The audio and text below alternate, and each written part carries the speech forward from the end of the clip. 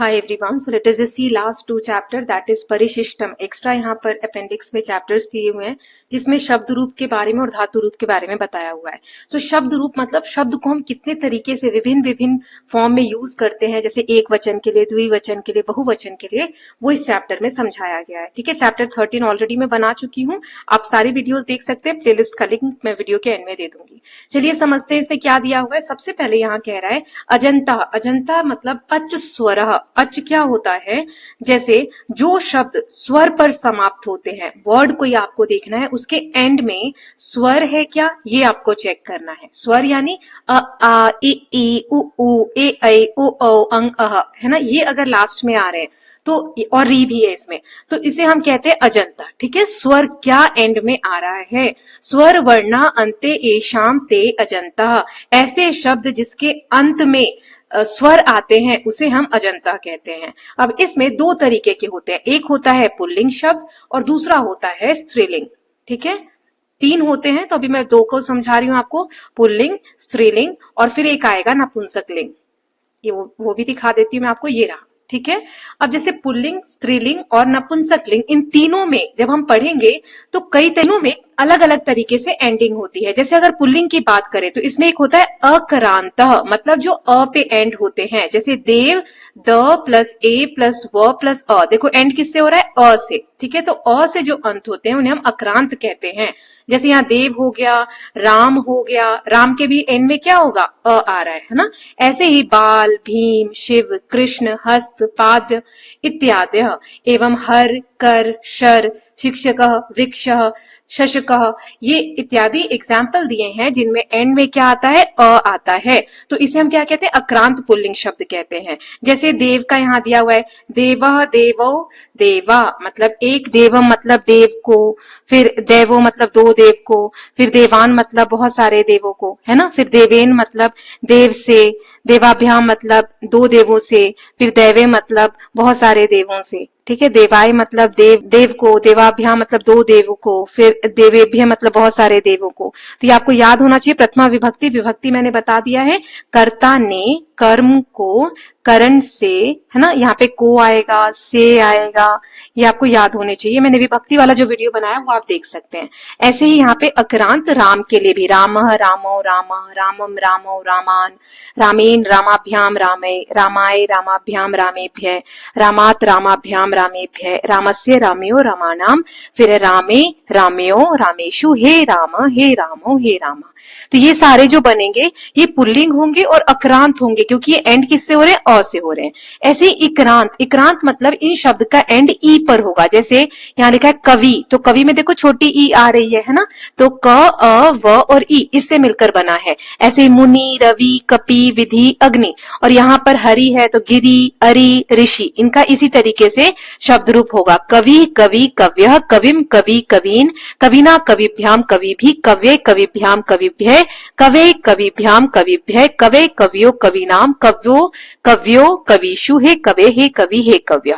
हरि, हरि, हरयः, हरिम, हरि, हरीन, हरिणा, हरिभ्याम, हरिभि, हरे, हरिभ्याम, हरिभ्य, हरे, हरिभ्याम, हरिभ्य, हरे, हरयो, हरिनाम, हरौ, हरयो, हरीषु, हे हरे, हे हरि, हे हरिया.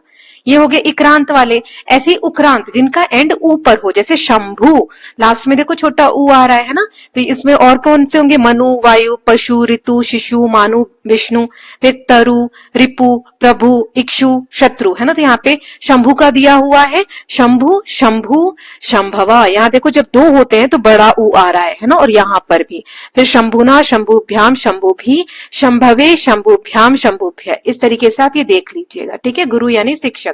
फिर विक्रांत मतलब कि जिसके एंड में री आ रहा हो, जैसे पितृ, फिर है नेत्र, है ना, ऐसे भ्रातृ, जामात्र, नप्त्र इत्यादि, है ना. तो इनके भी इसी तरीके से चेंज होंगे. जैसे यहाँ दिया पिता, पित्रो, पित्र, नेता, नेत्रो, नेत्र, पित्रम, पित्रो, पितृण, नेतारम, नेतारौ, नेत्रण, पिता, पितृभ्याम, पितृभी, नेता, नेत्राभ्याम, नेत्रेभी. देख रहे हो, सेम रूप में इनके चेंज होंगे जिसमें लास्ट में री आएगा. फिर है अब स्त्रीलिंग, तो इसमें भी आ से एंड होते हैं. उसमें किससे एंड हो रहा था? अ से. और स्त्रीलिंग में आ से. जैसे माला, तो देखो आ रहा है एंड में, है ना. ऐसी रमा, आ रहा है एंड में. क्षमा, कक्षा, रेखा, रक्षा, शिक्षा, सीता, सुधा, लता, गीता, राधा, विद्या, इनका एक जैसे शब्द रूप चेंज होंगे। प्रथमा में माला, माले, माला, रामा, रमे, रामा, मालाम, माले, माला, रामाम, रामे, रामा, ठीक है। मालाया, मालाभ्याम, माला भी, रमया, रमाभ्याम, रमा भी। तो सेम रूप में आज इसमें एंड होगा वो चेंज होगा। ऐसे इक्रांत जो स्त्रीलिंग होगी तो उसमें एंड में ई आ रहा है, ठीक है। तो देखो मति, कीर्ति, बुद्धि, रुचि, शुचि, श्रुति, स्मृति, भक्ति, रीति, स्तुति, जाति, भूमि, गति, स्थिति, रति, कृति, प्रीति, नीति, मूर्ति, युवती, प्रकृति, पंक्ति, रात्रि, शक्ति। तो ये सारे क्या है, स्त्रीलिंग इक्रांत है, ई से एंड हो रहे हैं। देखो आप सोचोगे कि इस वीडियो में मैं आपको ये पूरा याद करा दूं, तो इट्स नॉट पॉसिबल। बहुत सारे तो सेम रहते हैं, लेकिन फिर भी आपको ये प्रैक्टिस से ही याद होगा। जो मोस्ट इंपॉर्टेंट है जैसे कि देव हो गया, राम हो गया, फल हो गया, तो इनके आपको शब्द रूप आने चाहिए, है ना। नदी हो गया, जो आपके चैप्टर में भी थे, तो वो आप अच्छे से कर लीजिएगा। देन नेक्स्ट बड़ी ई क्रांत, मतलब इसमें एंड में बड़ी ई आ रहा है। नदी, गौरी, है ना, ऐसी देवी, नटी, गोपी, पत्नी, सखी, जननी, वाणी, भगनी, युवती, लेखनी, अंगुली, नारी, नगरी, पुत्री, धात्री, कत्री, वक्त्री, ज्ञात्री इत्यादि। तो इस तरीके से इसका चेंज होगा। देन उक्रांता, मतलब जिसमें लास्ट में ऊ आ रहा है और स्त्रीलिंग शब्द है, जैसे कि धेनु, तो ये वाला एग्जाम्पल है। जैसे रज्जू, चणचू, रेणु, है ना, इसका ऐसे चेंज होगा। फिर रिक्रांत, जिसमें एंड में र आ रहा है नीचे, या र की मात्रा आ रही है और स्त्रीलिंग है, तो जैसे कि मात्र, है ना, स्वस्त्र, स्वस्त्र, दुहित्र, नानात्र, धनियात्र, ठीक है। तो इस तरीके से चेंज होगा। माता, मात्रो, मात्र, मात्रम, मात्रो, मात्र, मात्रा, मात्राभ्याम, मात्रे भी, मात्रे, मात्रभ्याम, मात्रभ्य, मातु, मात्रभ्याम, मात्रभ्य, मातु, मात्रो, मात्राणाम, मातृ, मात्रो, मातृषु, हे मात्र, हे माता, हे मात्र, हे मात्र, ठीक है। तो जरूरी नहीं है कि मात्र लिखा है तो हर जगह री की मात्रा आएगी, यहाँ पर नहीं है, यहाँ पर नहीं है, यहाँ पर नहीं है ना। इस तरीके से चेंज होगा। देन है अब नपुंसक लिंग में आपको सिर्फ अक्रांत वाला दिया हुआ है, जिसमें अ एंड में आ रहा है, ठीक है। जैसे फल, तो यहाँ पे दूसरा दिया है मित्र, है ना, वन, धन, ज्ञान, नयन, पुस्तक, ये क्या है, नपुंसक लिंग है ना, स्त्रीलिंग है ना पुल्लिंग है, ओके। चक्र, चित्र, पत्र, मंदिर, नेत्र, वस्त्र, पुष्प, ग्रह, नगर, द्वार, सोपान, बीज, है ना। तो इसमें ऐसे होगा मित्रम, मित्र, मित्राणी, मित्रम, मित्रे, मित्राणी, ये दोनों लाइन सेम रहेंगे। फलम, फले, फलानी, फलम, फले, फलानी, ये दोनों बहुत इंपॉर्टेंट है, ये आप जरूर कर लीजिएगा, ठीक है। फलेन, फलाभ्याम, फलय, मित्रेन, मित्राभ्याम, मित्रय, तो आप एक कर लोगे तो दूसरा बहुत आसान हो जाएगा। अब है सर्वनाम शब्द। सर्वनाम क्या होता है, संज्ञा आपको पता है, हम नाम को कहते हैं संज्ञा, किसी व्यक्ति का नाम, वस्तु का नाम, स्थान का नाम। अब सर्वनाम क्या होता है, उस नाम की जगह पे जो शब्द यूज होते हैं। जैसे सीता पानी लेने गई, तो सीता की जगह हम कह देंगे वो पानी लेने गई, या वह पानी लेने गई, तो वह क्या है, सीता की जगह हमने यूज किया, तो वह है सर्वनाम। तो सर्वनाम शब्दों में पुल्लिंग पहले देख लेते हैं। द क्रांत, जिसके एंड में द आ रहा है, तद, देखो यहाँ एंड है, द आ रहा है ना, तद। फिर ऐसे ही एतद, तो तद का कैसे होगा, स, तौ, ते, तम, तौ, तान, तेन, ताभ्याम, तय, तस्मे, ताभ्याम, तेभ्य, तस्मात्, ताभ्याम, तेभ्य, देन तसे, तयो, तेषाम, तस्मिन, तयो, तेषु। ऐसे एषा, एतौ, एते, फिर एतम, एतौ, एतान, एतेन, एताभ्याम, एतय, एतस्मै, एताभ्याम, एतेभ्य, एतस्मात्, एताभ्याम, एतेभ्य, एतस्य, एत्यो, एतेषाम, एतस्मिन, एत्यो, एतेषु। तो अब इसमें पर तद मतलब होता क्या है, वह, जब हम पुल्लिंग लड़के के लिए यूज कर रहे हो तो इस तरीके से चेंज होगा। और यहाँ एतद, एतद मतलब क्या होता है, यह, जब हम लड़के के लिए यूज कर रहे हो। यही वर्ड हम वह लड़की के लिए भी यूज कर सकते हैं, जैसे मैंने सीता के लिए यहाँ पर वह यूज किया, तो फिर कैसे बदलता है वो हम यहाँ स्त्रीलिंग में देखेंगे, है ना। तद और एतद कैसे बदलता है, तो चलो इसको कंपेयर कर लेते हैं। जैसे इसमें हो जाता है सा, ते, ता, ताम, ते, ता, देखो ऊपर क्या था, सह, है ना, सा नहीं था, सह, तौ, ते, तम, तौ, तान, इस तरीके से डिफरेंस होते हैं, तो आप देख सकते हैं। फिर मकरांत है, जिसमें किम, यानी कि म से एंड हो रहा है, किम, कह, कौ, के, कम, कौ, कान, केन, काभ्याम, कै, कस्मै, काभ्याम, के भय, कस्मात, काभ्याम, के भय। ऐसे ही ये स्त्रीलिंग में भी होंगे, है ना। ये रहा किम। किम जो है बहुत सारे मीनिंग के लिए, जैसे अगर क्या बोलना है, या फिर कौन, किसी के बारे में पूछना है कौन, या फिर कौन सा, है ना, ऐसे ऑप्शंस पूछते हैं तो किम का मतलब ये होता है। ओके, नाउ ये हो गया। फिर नपुंसक लिंग में दिया हुआ है द करांत मतलब तद, इसका नपुंसक लिंग में भी यूज होता है। जैसे किसी सामान के लिए हमें बताना हो वह फल मीठे हैं तो तत् ते तानी इस तरीके से होगा, है ना। देन एतद बताना हो, एतत एते एतानी, एतत एते एतानी, एतेन एताभ्याम एतय एतस्मै एताभ्याम एतेभ्य, और ऐसे ही मकरांत वाला दिया हुआ है किम का, किम के कानी, किम के कानी, केन काभ्याम कै, कस्मे काभ्याम केभ्य, कस्मात काभ्याम केभ्य, कस्से कयो केशाम, कस्मिन कयो केशु। फिर नेक्स्ट है दक्रांत सर्वनाम। अब सर्वनाम के लिए है ना, जैसे अस्मद, अस्मद मतलब क्या होता है, मैं या हम, ठीक है। जैसे अहम हो गया तो मैं, हम के लिए आवाम, इस तरीके से, है ना। तो इसका ऐसे चेंज होगा, अहम आवाम वयम। अब दक्रांत मतलब द पे युष्मद एंड हो रहा है, युष्मद का मतलब पूरा क्या हो जाएगा कि तुम, आप, तुम लोग, ठीक है। त्वम त्वाम तव्या तुभ्यम त्वत त्वत तव तवई। ओके, इस तरीके से चेंज होता है। तो युष्मद मतलब हो गया तुम, आप। ओके, और अस्मद मतलब हो गया मैं या हम। तो इस तरीके से चेंज होते हैं शब्द के रूप। ये सारे आपको अभी आने वाले भी नहीं है एक साथ, एक दो जो इंपॉर्टेंट मैम ने बताए होंगे वो आपको कर लेने हैं। बाकी क्लास में जैसे जैसे आगे बड़ी क्लासेस में जाओगे तो ये सब धीरे धीरे आपको आएंगे और आपको याद भी करने होंगे। ओके, चलिए अब हम देख लेते हैं धातु रूप वाला। अब धातु रूप क्या होता है, सो अपेंडिक्स सेकेंड है धातु रूपाणी, है ना। इसमें लकार के बारे में दिया है कि लकार क्या होता है, क्रियापदों का रूप होता है। सामान्यतः संस्कृत की जो भाषा है 2000 धातवः सन्ति, इसमें लगभग 2000 मूल क्रियाएं हैं, वर्ब्स हैं। जैसे वर्ब फॉर्म इंग्लिश में पढ़ते हो आप ग्रामर में, वैसे ही तो 2000 ऐसे क्रियाएं होती हैं संस्कृत में। तेभ्य तिंग प्रत्ययान योज्याम चेत ते एव तिंगंता भवंती। अब जब इन धातुओं में तिंग प्रत्यय लग जाता है, तिंग प्रत्यय हम ऐड कर देते हैं, येषाम अंते संति ते तिंगंता, मतलब कि जब तिंग प्रत्यय के साथ ये अंत होते हैं तो इनसे क्या बनती है, क्रिया बनती है। जैसे पट है, पठ में हमने ती लगाया तो ये पठती हो जाता है, लिख में लगाया तो लिखती हो जाता है ना। तो जैसे धातु क्या थी, वर्ब जो हम पढ़ रहे हैं, धातव मतलब कि धातु कौन है, जैसे पट, पट एक धातु है, लिख एक धातु है। इसमें जब हम तिंग प्रत्यय ती लगाया तो इसका हम काल बदल देते हैं, इसका हम समय बदल देते हैं। जैसे पठती है ना, पठंती, पठसी, इस तरीके से चेंज होते हैं। तो तिंग प्रत्यय लगता है इसमें, तभी क्या बन जाता है, क्रियापद बन जाता है। अथवा लकारा इति वक्तुम शंकर रूपों को लकार भी हम कहते हैं। धातव त्रिप्रकारकः भवन्ति, धातु 3 प्रकार के होते हैं। एक होता है परस्मैपदी, आत्मनेयपदी धातव और उभयपदी धातव। तो परस्मैपदी क्या होता है, जो क्रिया दूसरों के लिए हो, मतलब जब दूसरों के लिए कोई काम हो रहा हो तो उसे कहते हैं, ये फर्स्ट वाला परस्मैपदी। आत्मनेपदी क्या होता है, जब खुद के लिए कोई काम किया जा रहा हो, ठीक है, अपने लिए। और फिर उभयपदी क्या होता है, जो दोनों तरह से हो सके, मतलब दूसरों के लिए भी और अपने लिए भी। सो जैसे परस्मैपदी धातु नाम लट लकारस्य रूपाणी वर्तमान काल, लट लकार यानी वर्तमान काल। जैसे टेंसेस हम पढ़ते हैं ना, प्रेजेंट, पास्ट और फ्यूचर। सो ऐसे ही आगे बढ़ने से पहले हम रिवाइज कर लेते एक बार हमने क्या क्या पढ़ा, कि जो भी धातु रूप होते हैं यानी वर्ब्स होती हैं संस्कृत में, उसके आगे जब हम तिंग प्रत्यय लगा देते हैं तो वो क्या बन जाता है, क्रियापद बन जाता है ना। जैसे पठ में ती लगाया पठती, वह पढ़ता है, लिख में ती लगाया तो लिखती, वह लिखता है। सो धातु से बने इन क्रिया रूपों को ही हम क्या कहते हैं, लकार कहते हैं। जब हमने धातु को से क्रिया रूप में कन्वर्ट किया तो उसी को क्या कहा जाता है, लकार कहा जाता है। तो इसको हम अलग अलग तरीके से पढ़ते हैं, जैसे कि लट लकार यानी वर्तमान काल, है ना। फिर आता है लंग लकार, यानी कि देखो लट यानी वर्तमान, फिर एक आता है लंग लकार। लंग लकार मतलब होता है भूतकाल, पास्ट टेंस, ठीक है, ये प्रेजेंट टेंस होता है।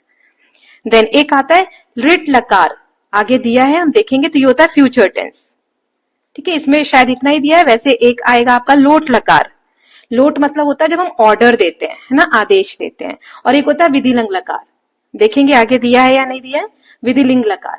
ओके, सो ये होता है इच्छा, विशेष के लिए। चलिए यहां तक आपको क्लियर है ना। अब इसमें बारी आती है, जब आप लकार लिखते हैं ना तो यहाँ पे आप देखोगे पुरुष दिया है, प्रथम पुरुष, मध्यम पुरुष, उत्तम पुरुष।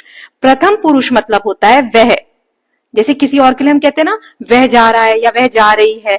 मध्यम पुरुष मतलब तुम जा रहे हो, तुम खा रहे हो, तुम कहाँ हो, है ना। उत्तम पुरुष यानी कि मैं, हर जगह यही होगा, यहाँ भी प्रथम पुरुष वह के लिए, मध्यम पुरुष तुम के लिए और उत्तम पुरुष मैं के लिए। क्लियर है? अब जब हम धातु रूप लिखते हैं तो एक वचन में भी लिखते हैं, द्विवचन, एक वचन मतलब एक व्यक्ति के लिए, द्विवचन मतलब दो व्यक्ति के लिए, और बहुवचन मतलब बहुत सारों के लिए, है ना, मैनी के लिए। क्लियर है? अब यहां तक हम पहले से स्टार्ट करते हैं। जैसे पठ धातु दिया हुआ है, ये देखो पठ धातु है, तो इसमें पठती, पठता, पठंती, पठसी, पठता, पठता, पठामी, पठाओ, पठाम। तो अब यहाँ जैसे पठती मतलब क्या होगा कि वह पढ़ता है, मैंने बोला ना वह के लिए यूज होता है। पठता मतलब वे दो पढ़ते हैं, और पठंती मतलब कि वे पढ़ते हैं, बहुत सारे पढ़ते हैं। पठसी मतलब तुम पढ़ते हो, पठता मतलब तुम दो पढ़ते हो, और पठथा मतलब कि तुम सब लोग पढ़ते हो। पठामी मतलब मैं पढ़ता हूं, पठावा मतलब हम दोनों पढ़ते हैं, और पठामा मतलब हम सब पढ़ते हैं। ठीक है, तो इसी तरीके से यहाँ मैंने मीनिंग आपको बता दिया है। लिख, खाद, वद, मिल, हस, चल, त्यज, स्मृ, पा यानी पिब, क्रीड, नी, पृष, भू, दृश, गम, इन सब का भी ऐसे ही होता है। जैसे गच का क्या हो जाएगा, गम का क्या हो जाएगा, गच्छति, गच्छता, गच्छन्ति, गच्छसि, गच्छता, गच्छथ, गच्छामि, गच्छाओ, गच्छाम। ऐसे ही लिख का क्या हो जाएगा, लिखती, लिखता, लिखन्ति, लिखसी, लिखता, लिखता, लिखामी, लिखाव, लिखाम। ऐसे मिल का क्या हो जाएगा, मिलती, मिलता, मिलंती, मिलसी, मिलथा, मिलथा, मिलामी, मिलाओ, मिलाम। ठीक है, ऐसे चेंज होता है। ये तो हमने नॉर्मल पढ़ा कि कैसे आप इनमें से किसी का भी करोगे तो इसी तरीके से आप चेंज कर सकते हो, है ना। लेकिन कुछ धातु रूप ऐसे होते हैं जो इस रूल को फॉलो नहीं करते, जो विशेष होते हैं। ओके, तो जैसे यहाँ पे अस धातु दिया हुआ है, विशेष धातु यहाँ लिखा है। जैसे अस है, अस मतलब होता है होना, अस मतलब होना, कोई काम हो रहा है, तो अस्ति, स्तः, संति, असी, स्तः, स्थ। तो इसका इस तरीके से चेंज होता है। फिर क्री धातु है तो करोति, कुरुतः, कुर्वन्ति। फिर श्रु धातु है, श्रु मतलब सुनना, क्री मतलब करना, है ना। जैसे करोति का क्या हो जाएगा, वह करता है, वे दोनों करते हैं, वे सब करते हैं। करोशी का हो जाएगा तुम करते हो, कुरुथा मतलब तुम दो करते हो, कुरुथा मतलब तुम सब करते हो, है ना, ऐसे चेंज होगा। श्रु यानी सुनना, दा धातु यानी देना, ददाती, दतः, दतती, ददासी, दत्थ, दत्थ, ददामी, तरीके से चेंज होगा। नाउ ऐसे ज्ञा का भी दिया हुआ है, ज्ञा मतलब जानना, है ना, जानाती, जानीतः, जानंती। फिर क्री का दिया है, क्रीणाति, क्रीणितः, क्रीणंती। तो ये रूप आपको धीरे धीरे याद हो जाएंगे। नाउ नेक्स्ट है कि अब हम जब खुद के लिए कोई चीज कर रहे हो, तो जैसे लट लकार में यहाँ पे भाष धातु दिया है, भाष यानी होता है बोलना, है ना। तो आत्मनेपदी में कैसे होगा, भाषित, भाषते मतलब वह बोलता है, भाषेते मतलब वे बोलते हैं, भाषन्ते मतलब वे दोनों बोलते हैं। फिर भाष्यसे मतलब तुम बोलते हो, फिर भाष्यते तुम दोनों बोलते हो, भाषद्वे मतलब कि तुम सब बोलते हो, फिर भाषे मतलब मैं बोलता हूँ, भाषावहे हम दोनों बोलते हैं, भाषा में हम सब बोलते हैं। ऐसे ये वाले धातु भी चेंज होंगे।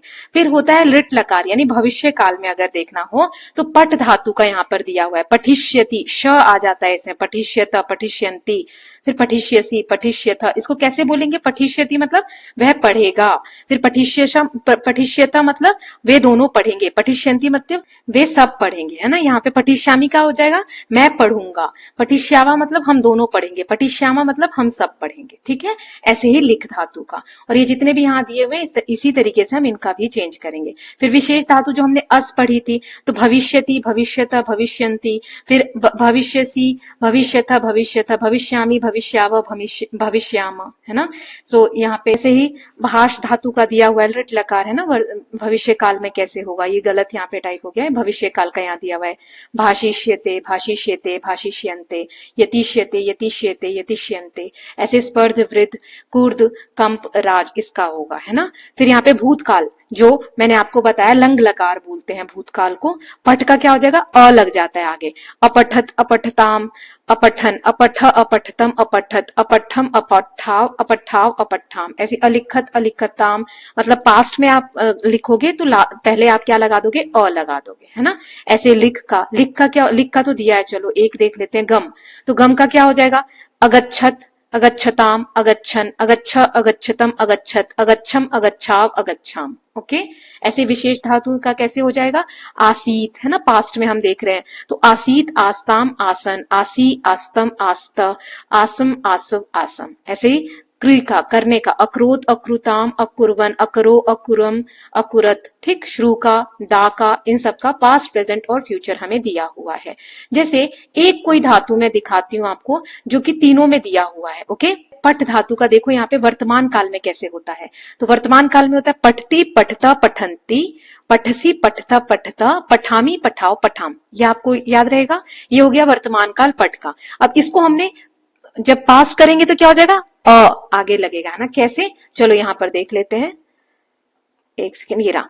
अपठत, अपठताम, अपठन, अपठ, अपठतम, अपठत, अपट्ठाम, अपट्ठाव, अपट्ठाम। और भविष्य काल में क्या होगा, श लग जाता है इसमें, है ना। ये देखो यहाँ लिखा है पठिष्यति, पठिष्यतः, पठिष्यन्ति, पठिष्यसि, पठिष्यतः, पठिष्यथ, पठिष्यामि, पठिष्याव, पठिष्याम। ओके, सो इस तरीके से धातु के रूप चेंज होते हैं। अब नेक्स्ट टॉपिक नाउ, अब इसी चैप्टर में नेक्स्ट एक छोटा सा इंट्रोडक्शन आपको दिया है। अधिकम जानीमः संधि नाम सामान्य परिचय। संधि क्या होता है उसका एक जनरल इंट्रोडक्शन दिया हुआ है। संध्या मतलब संधि क्या है। सो उच्चारण समय परस्परम वर्णानाम अत्यंतम समीपयम संहिता भवति। वर्णों की, जब हम कोई शब्द बोलते हैं तो वर्ण आपस में मिलकर एक संधि क्रिएट करते हैं और मिलकर आपस में उनका मीनिंग जो है वो बदल जाता है ना। मीनिंग या उच्चारण बदल जाता है, जिस वजह इसे क्या कहते हैं, संधि कहते हैं। इसी परिवर्तन को हम संधि कहते हैं। यदा संहिता भवति तदा वर्षेणु परिवर्तनम भवति, मतलब आपस में मिलकर ये परिवर्तन कर देते हैं। एवं प्राकारेण यत्र संहिता द्वारा वर्णानाम परिवर्तनम भवति तस्यैव संधि इति नाम। इसीलिए इसको क्या कहते हैं, संधि कहते हैं, क्योंकि दो वर्ण आपस में मिलकर, संहिता मतलब दोनों मिलकर कोई चेंज कर रहे हैं, परिवर्तन कर रहे हैं। व्याकरण में प्रमुखतया त्रय संध्या संति। संस्कृत की व्याकरण में 3 संधि होते हैं मेन। तेषाम पुनः बहवः प्रभेदा संधि, और बाद में इनके भी भेद होते हैं। जैसे मेन हो गए स्वर संधि, व्यंजन संधि, हल संधि जिसे बोलते हैं, और विसर्ग संधि। ये 3 होते हैं और इन तीनों के भी पार्ट होते हैं। जैसे स्वर्ण संधि, अच संधि, 7 प्रकार के ये होते हैं। ठीक है, स्वर संधि की अगर हम बात करें तो ये 7 प्रकार के होते हैं। ये अच क्यों लिखा है, जिसके लास्ट में क्या आते हो, स्वर आते हो, अ आ ई उ ऊ ए ऐ ओ औ अंग अह। तो ये 7 प्रकार के होते हैं। स्वर्ण दीर्घ संधि, गुण संधि, वृद्धि संधि, यण संधि, अयादि संधि, पूर्व रूप संधि, फिर प्रकृति भाव संधि। ओके, एतेषु स्वर, यहाँ पर एक एक करके यहाँ पे सामान्य परिचय इनका दिया हुआ है नीचे, है ना। जैसे पहला है सवर्ण दीर्घ संधि। तो इसमें क्या होता है, अ ई उ और री, इसके साथ एतेषां वर्णाम अनंतरम यदि समान वर्ण भवति तर्हि तयो द्वयो वर्णयो स्थाने एक दीर्घ आदेश भवति। जैसे अ और अ मिलेंगे तो आ बन जाएगा, अ और आ मिलेंगे तो भी आ बनेगा, आ और अ मिलेंगे तो आ, और 2 आ मिल रहे हैं तो भी आ। ठीक है, 4 तरीके से हो गई। इसे सवर्ण दीर्घ संधि बोलते हैं। जैसे तत्र, तत्र में लास्ट में क्या आ रहा है, अ आ रहा है, और यहाँ पे भी अ है, तो अ और ये दोनों अ मिलेंगे तो क्या बनेगा, आ। तो तत्रापि, ठीक है, ये दोनों ऐड होके एक आ की मात्रा लग गई। तथापि को कैसे लिखेंगे, तो यहाँ देखो तथा का आ और आ और अ मिलकर क्या बनते हैं, आ बनते हैं। यह भी हमने देखा था। तो यहाँ पे क्या हो जाएगा, तथापि। ऐसे ही बड़ी रवि, इसमें छोटी ई है और यहाँ छोटी ई है, 2 छोटी ई मिलकर क्या बनी, बड़ी ई। ऐसे गौरी में बड़ी ई है और यहाँ छोटी ई है, तो बड़ी ई और छोटी ई मिलकर बड़ी ई बनी, तो गौरी ती। यहाँ पर देखो ऊ है, यहाँ पर ऊ है और यहाँ पे ऊ है, दोनों छोटे ऊ है तो मिलकर बड़ा ऊ बन गया, गुरुपदेश। ऐसे वधूपचार का ऊ है और ऊ है, मतलब बड़ा ऊ और छोटा ऊ मिलकर बड़ा ऊ बन गए। तो मतलब सवर्ण दीर्घ संधि में क्या होता है, 2 स्वर मिलकर और एक दीर्घ स्वर बनते हैं और उससे जो चेंज आते हैं तो उसे हम कहते हैं सवर्ण दीर्घ संधि। ओके, नेक्स्ट दिया हुआ है गुण संधि। गुण संधि में क्या होता है, जब अ या आ हो और इसके साथ ई या ई ये मिले तो ये ए बन जाता है। ठीक है, और ऐसे ही अ या आ के साथ अगर ऊ या ऊ मिल जाए तो इससे ओ बनता है। ऐसे ही अ या आ के साथ री मिल जाए तो इससे अर बनता है। ठीक है, तो ये चेंजेस होते हैं। जैसे अ और आ के साथ ई मिले तो ए बन गया, इनके साथ ऊ मिले तो ओ बन गया, फिर इन्हीं के साथ अगर री या बड़ा री मिलता है तो अर बन जाता है। एष एव गुण संधि, इसे गुण संधि कहते हैं, जिसमें ए, ओ और अर इसके चेंजेस होते हैं। ठीक है, यहाँ पे आप दिया हुआ है जो भी मैंने आपको समझाया।